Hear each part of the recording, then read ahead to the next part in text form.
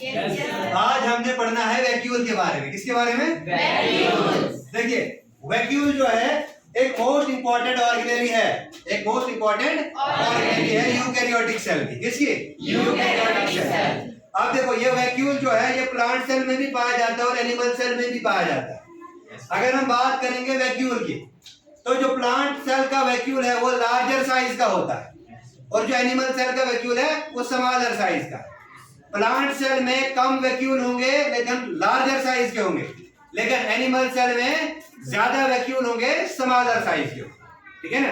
तो आज हमने इसी वैक्यूल के बारे में पढ़ना है। चलिए एक एक पॉइंट आपके साथ डिस्कस करेंगे। सबसे पहले वैक्यूल को डिस्कवर किया था एक साइंटिस्ट था स्पेंसरी नाम का। इस साइंटिस्ट ने वैक्यूल को डिस्कवर किया था। उसके बाद ये जो वैक्यूल है ये फ्लूइड फील्ड सेल शेप है। इस फ्लूइड फील्ड सेल शेप की आउटर मोस्ट कवरिंग जो है, इस आउटर मोस्ट कवरिंग को कहते हैं टोनोप्लास्ट। क्या बोलते हैं इसको? टोनोप्लास्ट। और ये जो टोनोप्लास्ट है it is the outer most covering of vacuole. This tonoplast is semi permeable. ये क्या है? Semi permeable. हमने एक और सेल ऑर्गेनेली पढ़ी थी जो सेमी परमिएबल थी, वो थी हमारी सेल मेम्ब्रेन, जिसको हम प्लाज्मा मेम्ब्रेन के नाम से भी जानते हैं। क्लियर है यहाँ तक? Yes, इसके बाद आपने याद रखना है, तो यहाँ पे लिखा मैंने कि एक सेमी परमिएबल मेम्ब्रेन है और इसका जो आउटर मोस्ट कवरिंग है इसे हम कहते हैं टोनोप्लास्ट। अब मैंने क्या कहा, एनिमल सेल में ज्यादा साइज के वैक्यूल होंगे, ज्यादा स्मॉलर साइज के वैक्यूल होंगे और ज्यादा तादाद में प्रेजेंट होंगे। प्लांट सेल का जो वैक्यूल है वो लार्जर साइज में होगा और उसमें कम वैक्यूल प्रेजेंट होंगे। ले रहे यहाँ तक? इसके अलावा ये जो सेल शेप है, ये सेल शेप क्या क्या स्टोर कर सकता है?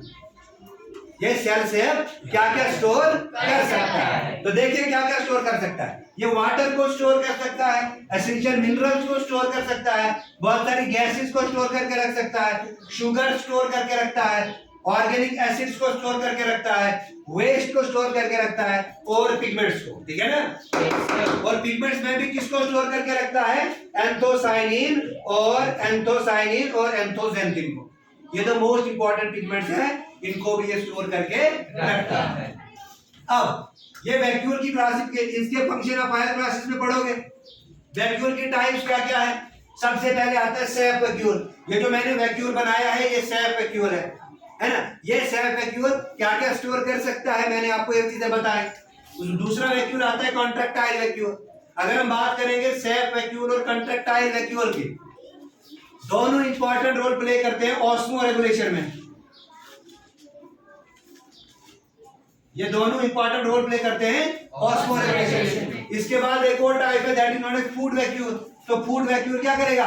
फूड को स्टोर करेगा, दैट मींस के स्टार्च वगैरह को स्टोर करेगा। उसके बाद आता है गैस वैक्यूल। तो बहुत सारी गैसेस जो है वो गैस वैक्यूल में स्टोर रहेंगी। क्लियर है यहाँ तक? Yes sir. नाउ अब हमने पढ़ना है what are the functions of vacuole.